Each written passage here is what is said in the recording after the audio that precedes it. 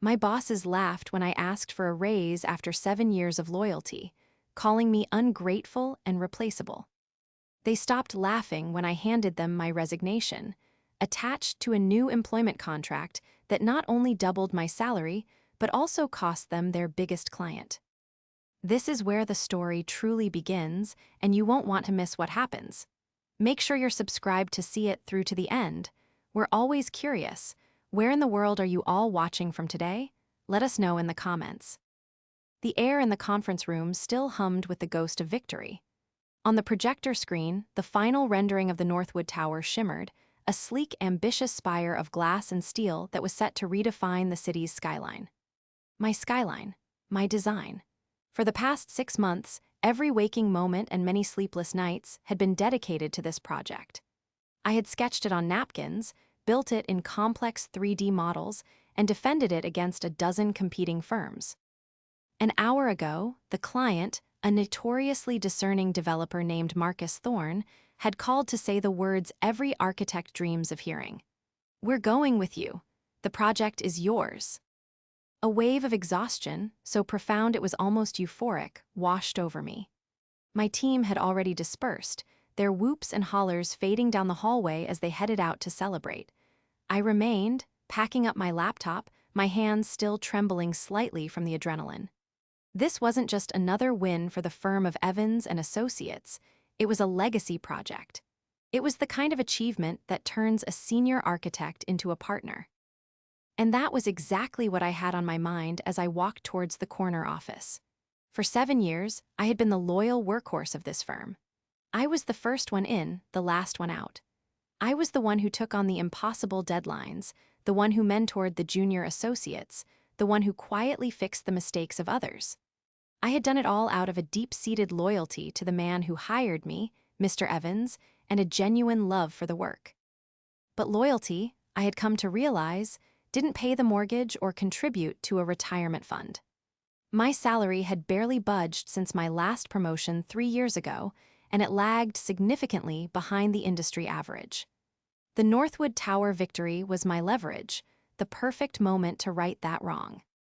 I found them both in Mr. Evans's office, my longtime mentor, his kind, weathered face beaming with pride, and Julian, the new managing partner, who was leaning against the window with a look of cool satisfaction.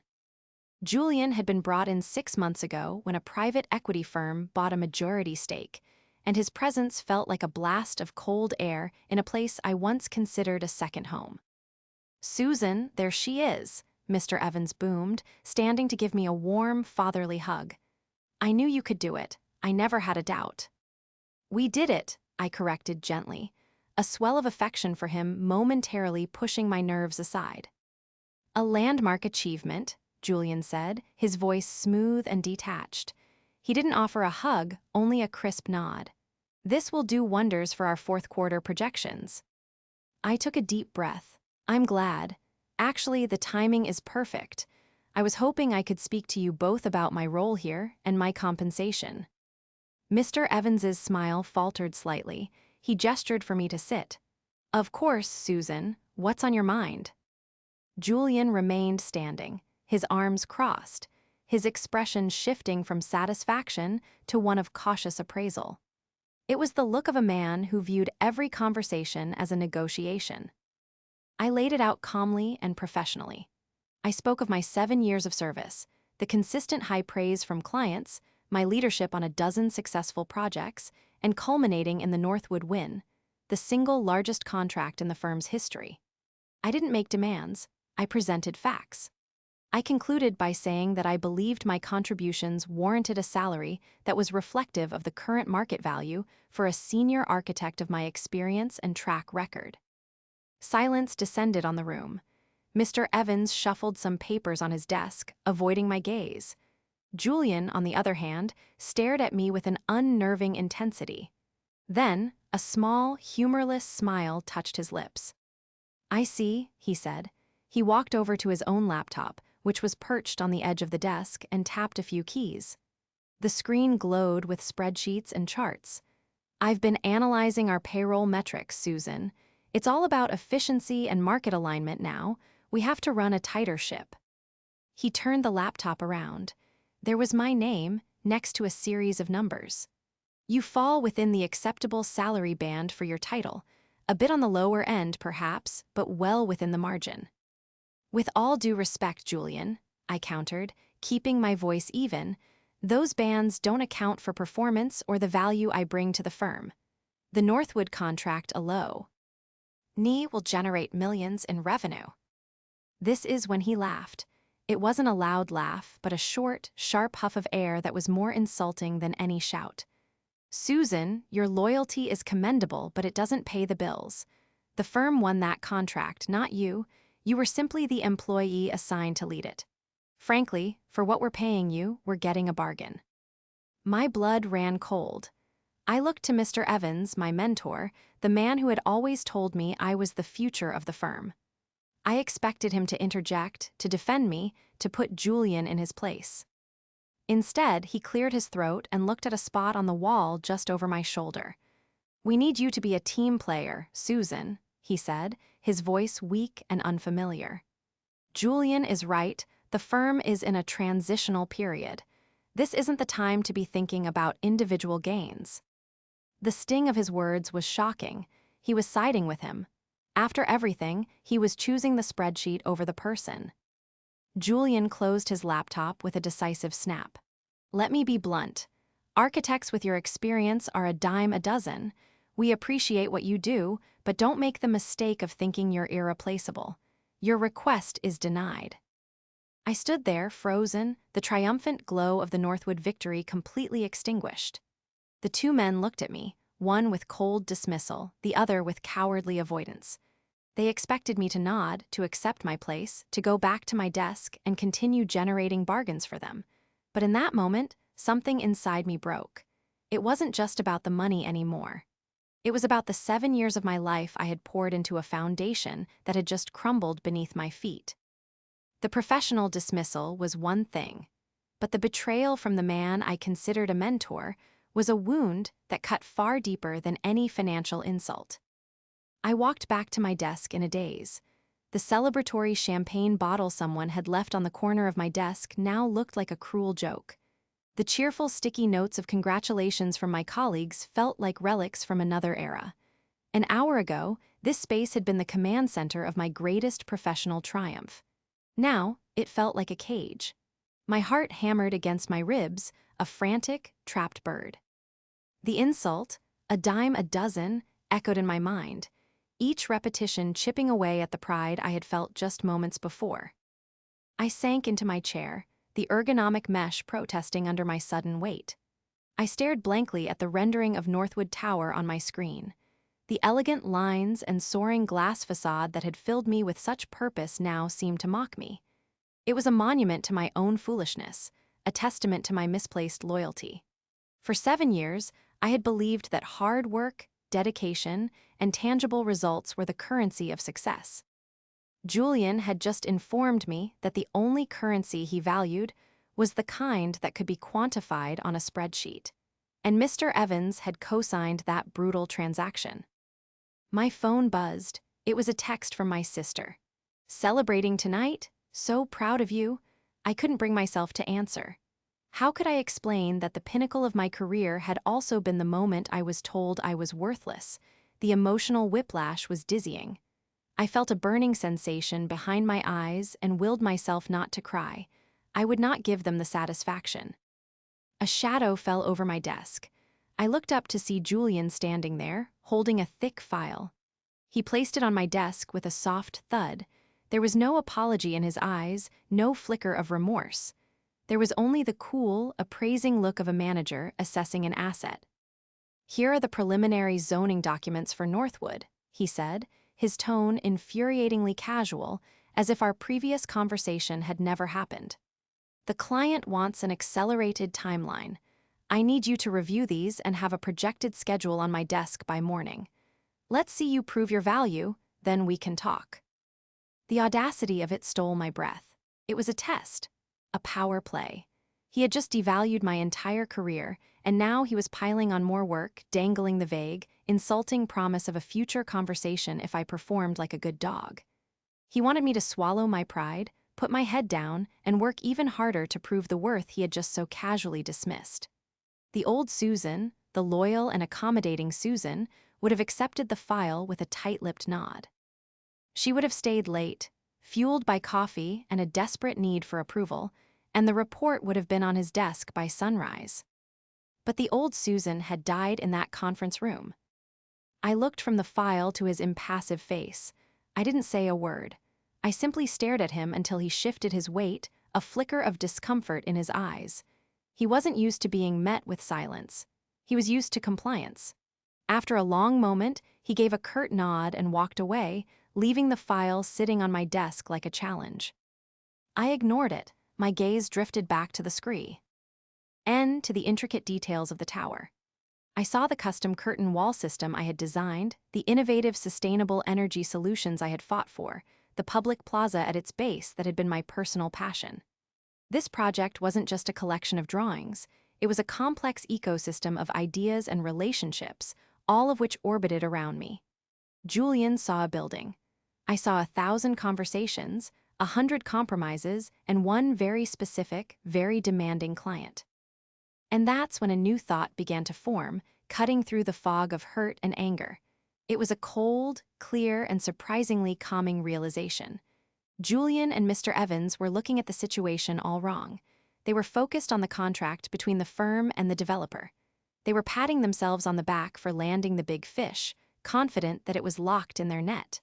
They saw me as a cog in the machine that had produced the winning proposal. A replaceable cog. I slowly reached for the original client agreement, pulling the digital file up on my secondary monitor. I scrolled through the dense legal language, my eyes scanning for the clause I was sure was there. It was a condition Marcus Thorne had insisted upon during our final negotiations, a point he had been uncharacteristically firm about. My finger traced the line on the screen. Section 4B, Key Person Provision. A slow smile spread across my face, the first genuine smile in hours. It wasn't a happy smile. It was the smile of someone who had just found a hidden weapon in a room where she had thought she was unarmed. They thought the firm had won the contract. They thought they held all the power.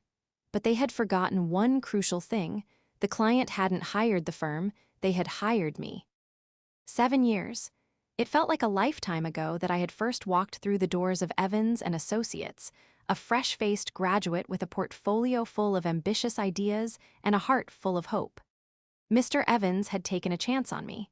He'd seen a spark in my student work, a passion that he said reminded him of himself as a young man. In those early years, he was more than a boss, he was a true mentor. He would sit with me for hours, poring over my sketches, pushing me to refine my concepts, and teaching me the subtle art of navigating client expectations. Architecture isn't just about buildings, Susan, he used to say, his voice rumbling with conviction. It's about people. You have to listen to the space, but more importantly, you have to listen to the people who will inhabit it. I took his words to heart. I poured everything I had into the firm. It wasn't just a job, it was a calling. I was helping to build something, not just with steel and concrete, but with loyalty and shared purpose. I was part of the Evans and Associates family, and like any devoted family member, I sacrificed. I canceled a trip to Europe with my friends to meet a deadline for a hospital wing design. I worked through Christmases and New Year's to perfect proposals. I missed birthdays, weddings, and countless quiet evenings at home, all in service of the firm's success. I never complained. It was what you did for family. In return, Mr. Evans gave me his trust, his guidance, and increasing levels of responsibility. I was his star pupil, his heir apparent. The first tremor in that solid foundation occurred about a year ago. Mr. Evans's health had taken a turn, and his doctors advised him to step back. His children had no interest in the business, and with a heavy heart, he announced he was selling a majority stake to Penworth Capital, a private equity group known for its aggressive optimization strategies. He assured us all that nothing would fundamentally change, that he would remain as a founding partner and guide the firm's vision. We all wanted to believe him. Then Julian arrived. From his first day, Julian was a study in contrasts to the culture Mr. Evans had so carefully cultivated. While Mr. Evans wore comfortable tweed jackets and had a drafting pencil tucked behind his ear, Julian wore impeccably tailored Italian suits that probably cost more than my first car. His office, once Mr. Evans's cozy, book-lined sanctuary, was stripped bare and replaced with minimalist furniture, a standing desk, and a giant monitor displaying an endless stream of financial data.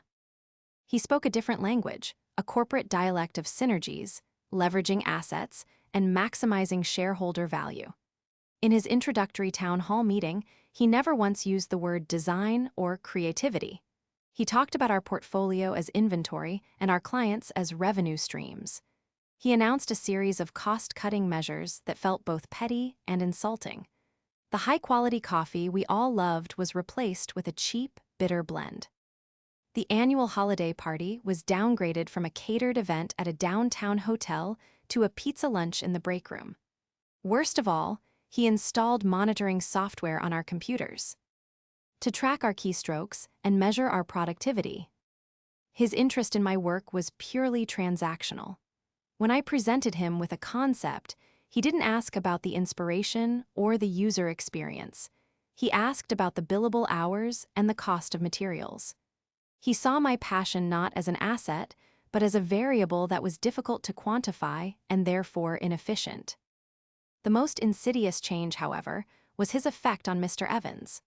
The mentor I had known for years began to recede. At first, Mr. Evans would gently push back against Julian's more ruthless ideas in our leadership meetings. But Julian was a master of corporate maneuvering. He would bombard Mr. Evans with charts and projections, arguing that the firm was bloated and inefficient, and that his methods were the only way to ensure its survival in a competitive market. Slowly but surely, Mr. Evans began to defer to him. The warm, collaborative spirit of the firm was replaced by a cold, top-down hierarchy. The family was being systematically dismantled and replaced with a machine, and Julian was its operator. I watched as the man I admired became a ghost in his own company, a figurehead who nodded along as Julian chipped away at the very soul of what he had built. The refusal of my raise wasn't an isolated incident. It was the logical endpoint of a year-long campaign to transform a place of creativity and collaboration into a sterile, profit-driven enterprise. Julian didn't see my 7 years of loyalty. He saw 7 years of a salary that could have been lower. Mr. Evans didn't see the protege he had nurtured. He saw a complication, an uncomfortable conversation that stood in the way of a quiet, peaceful retirement. They had forgotten that you can't build something extraordinary without people who believe in it, and they had just told their most fervent believer that she was a dime a dozen. That night, for the first time in 7 years, I left the office at exactly 5 o'clock. Julian's file of zoning documents for the Northwood project remained untouched on my desk. The thought of spending even one more unpaid hour working for men who held me in such low esteem was unbearable. The anger that had been simmering inside me all afternoon had finally cooled, settling into a hard, dense ball of resolve in my stomach. Loyalty was a two-way street, and mine had just hit a dead end.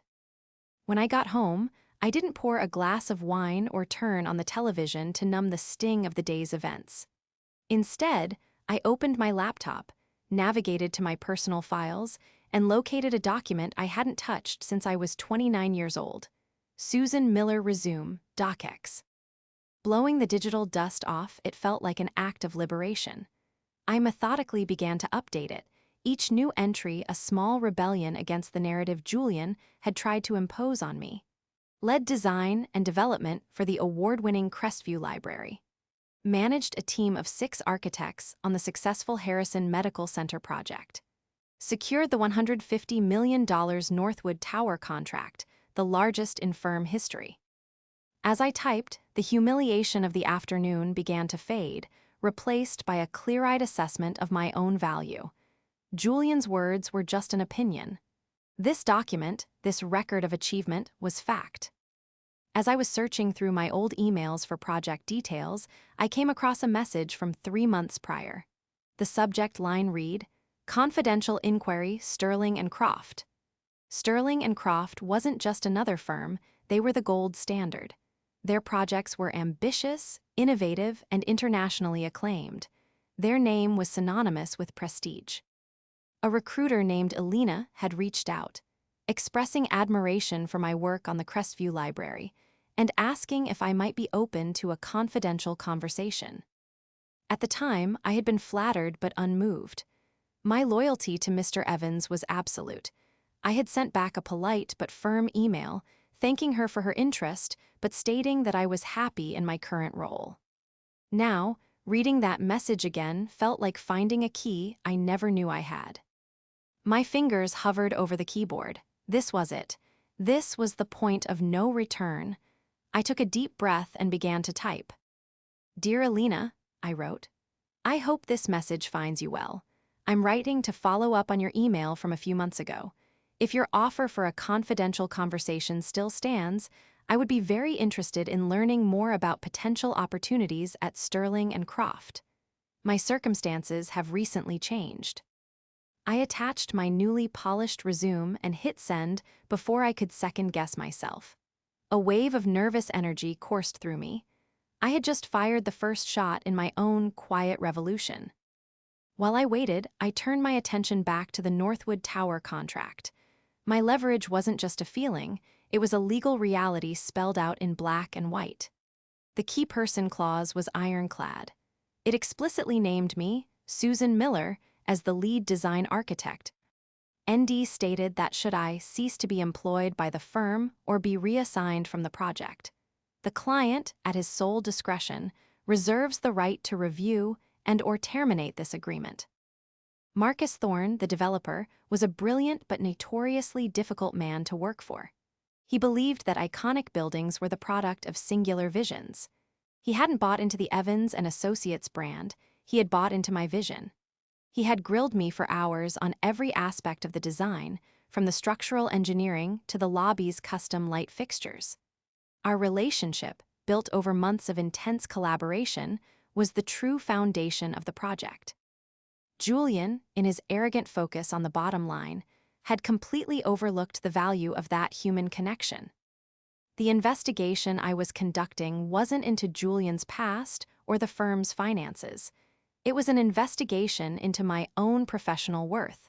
My resume was my evidence. The job market was the jury, and the offer I hoped to get would be the verdict. Less than an hour later, my phone buzzed with a new email notification. It was from Alina.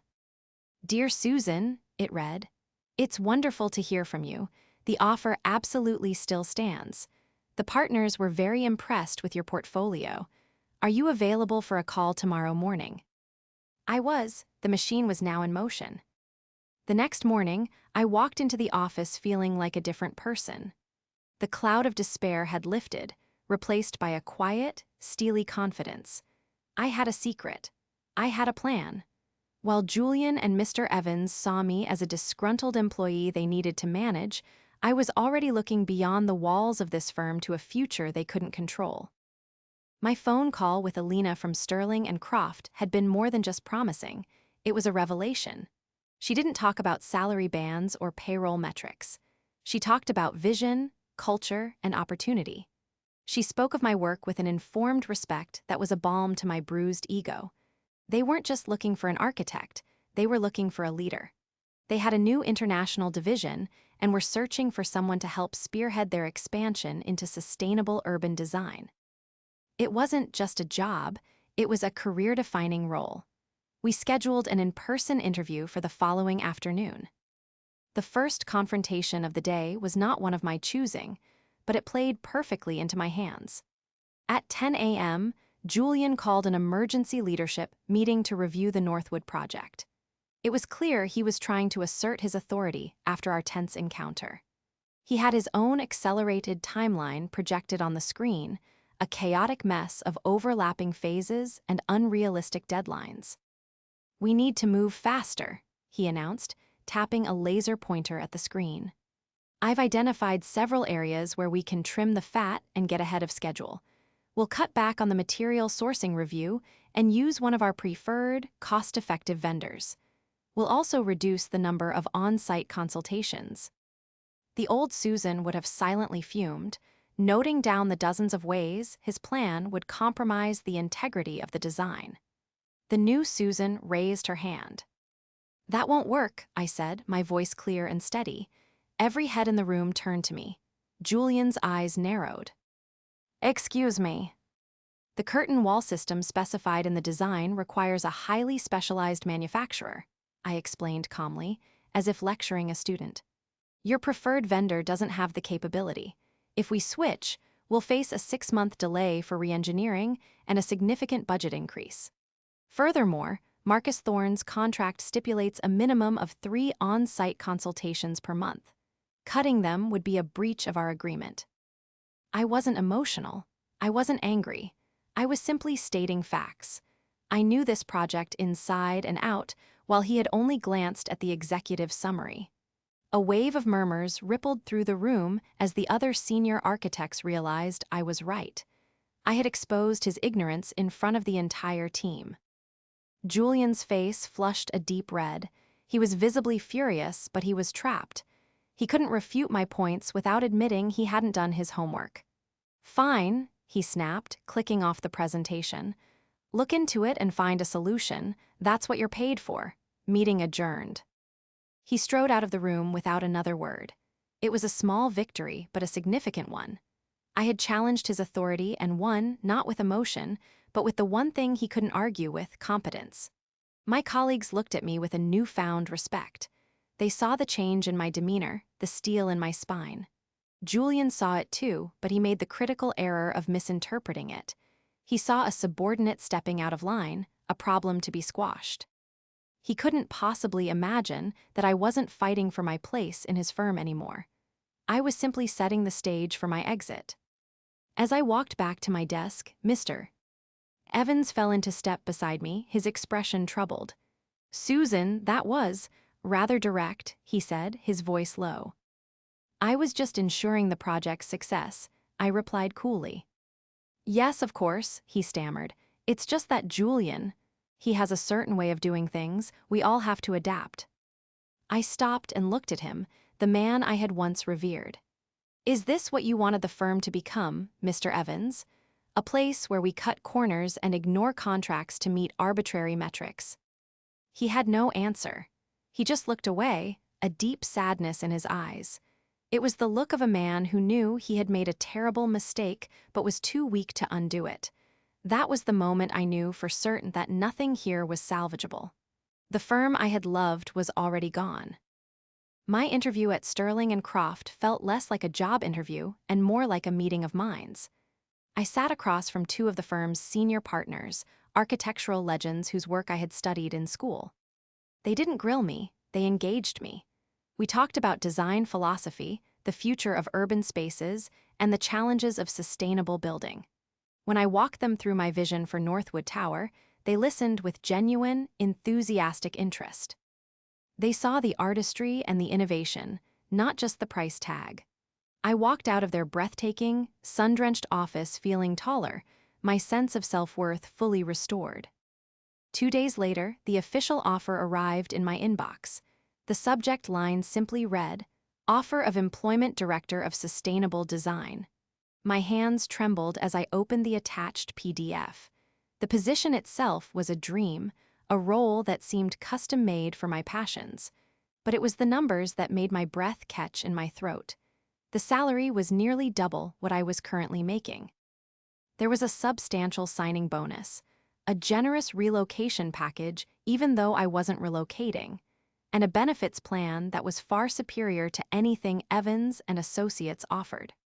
This document was my case. It was the irrefutable, market-validated proof of my value. It was the verdict I had been waiting for, and it was a resounding vindication. The stakes escalated further that afternoon. My phone rang, and the caller ID showed a name that made my heart skip a beat: Marcus Thorne. "Susan," he said, his voice as crisp and direct as ever. "I was just reviewing your latest material specifications. I want to talk about the sourcing for the lobby's marble. I have a specific quarry in Italy in mind."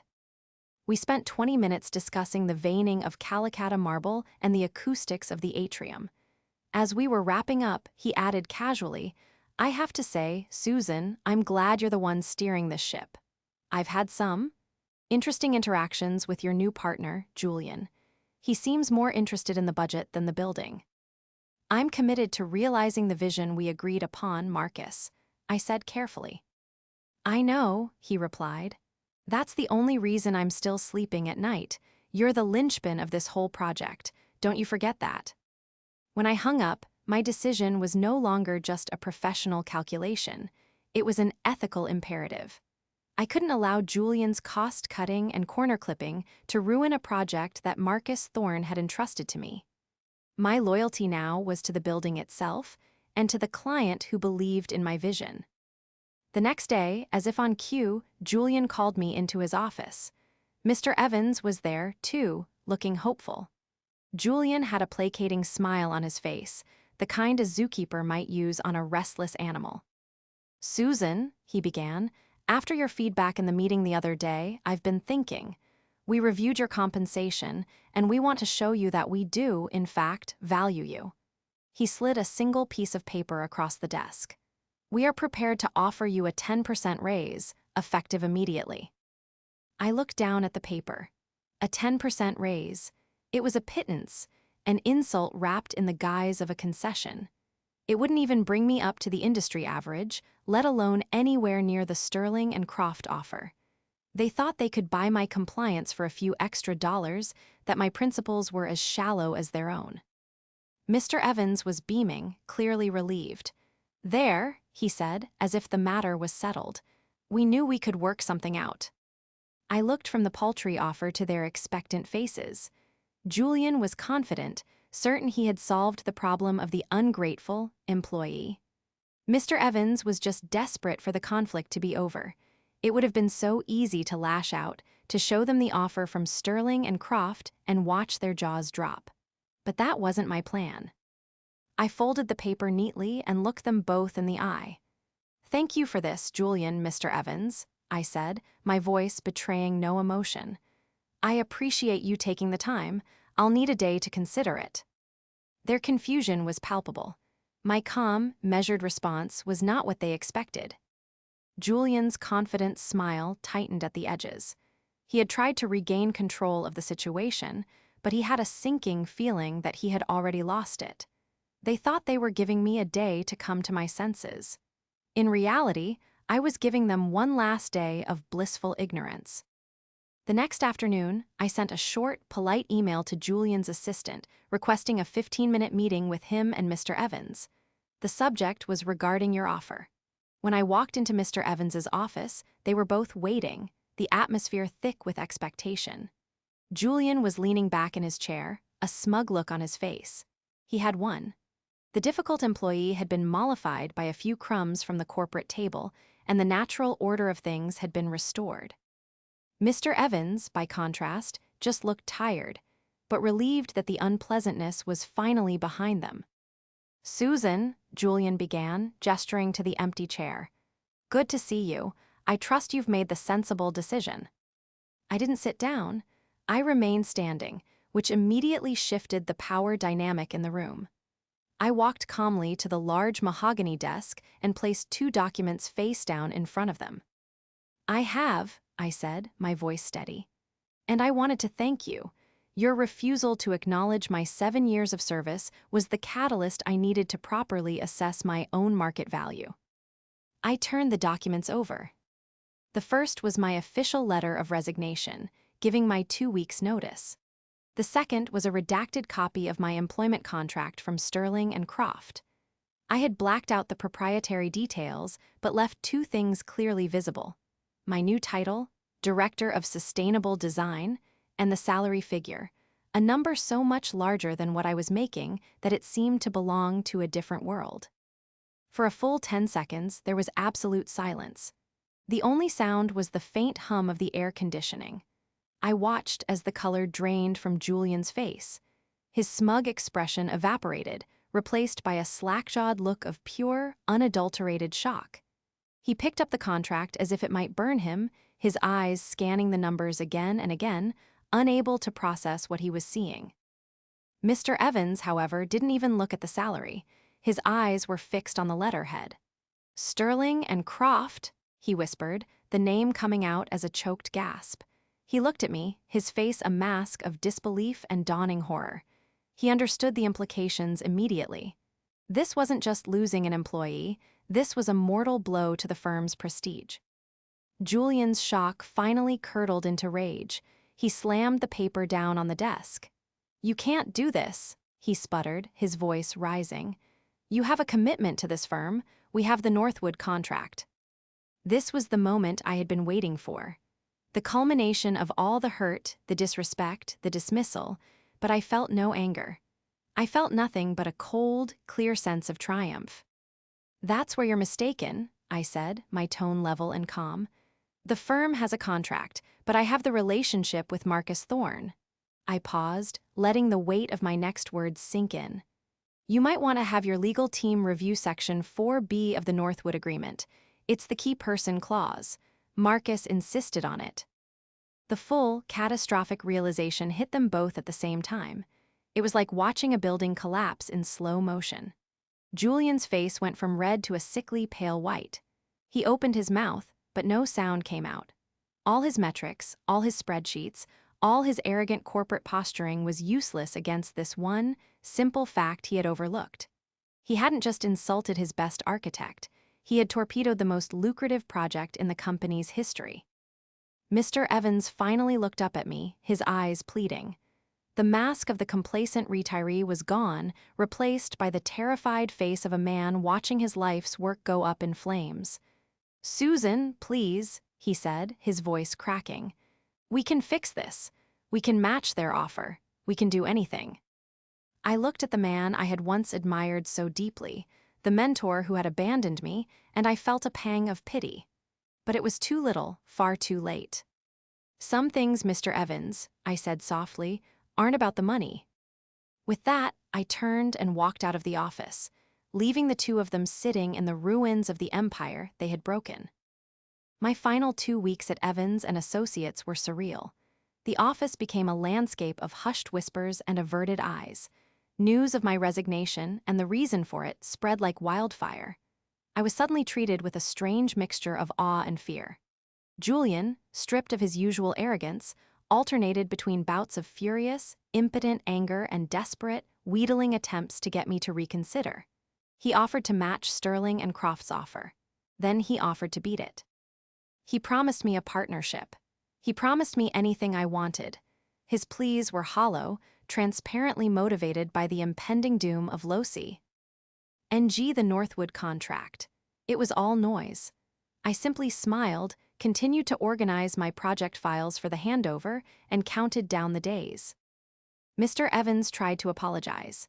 He cornered me by the coffee machine, the cheap, bitter coffee that Julian had insisted on, and spoke of his deep regret. He told me he had let Julian's talk of metrics and margins cloud his judgment, that he had forgotten the people who had built the firm with him. His apology felt sincere, born of genuine remorse, but the trust that had once been the bedrock of our relationship was shattered beyond repair. "I'm sorry, Mr. Evans," I told him, and I meant it. I was sorry for the man he used to be. On my last day, I walked out of the building and didn't look back. I took a week off to decompress before starting my new role at Sterling and Croft. The change was instantaneous. From day one, I was treated as a valued colleague, a leader whose opinions and vision mattered. I was given a talented team, incredible resources, and the creative freedom I had been craving for years. The work was challenging and fulfilling, and for the first time in a long time, I felt truly at home. About a month into my new job, I received the call I was expecting. It was Marcus Thorne. The firm had officially informed him of my departure, and as I predicted, he had immediately exercised his right to review the contract. "They tried to replace you with some junior architect who didn't even know the project specs," he said, his voice dripping with disdain. "They thought I wouldn't notice. I'm terminating the agreement." There was a pause.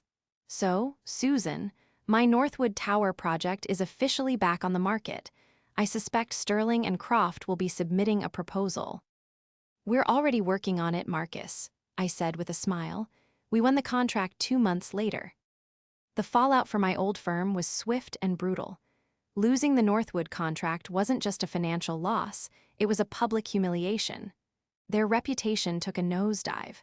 Clients became wary, and several other key employees, emboldened by my departure, left for better opportunities. Within a year, the firm was forced to downsize significantly, laying off half its staff. Julian was quietly removed as managing partner by the Equity Group, his reputation as a corporate miracle worker in tatters. The last I heard, Mr. Evans had been forced out of retirement to try and salvage what was left of his company, now a shadow of its former self. I saw him once, across a crowded room at an industry awards gala. He looked older, smaller, and profoundly weary. Our eyes met for a brief second, and in his, I saw a universe of regret. He gave a small, sad nod, and then turned away. I felt a fleeting pang of sadness, not for the company, but for the mentor I had lost. But as I turned back to my own table, surrounded by my new colleagues from Sterling and Croft, celebrating another successful project, that sadness was quickly replaced by a deep and abiding sense of peace. I hadn't sought revenge. I had sought respect. I had fought for my own value, and in doing so, I had built a new and better future for myself, one elegant line at a time.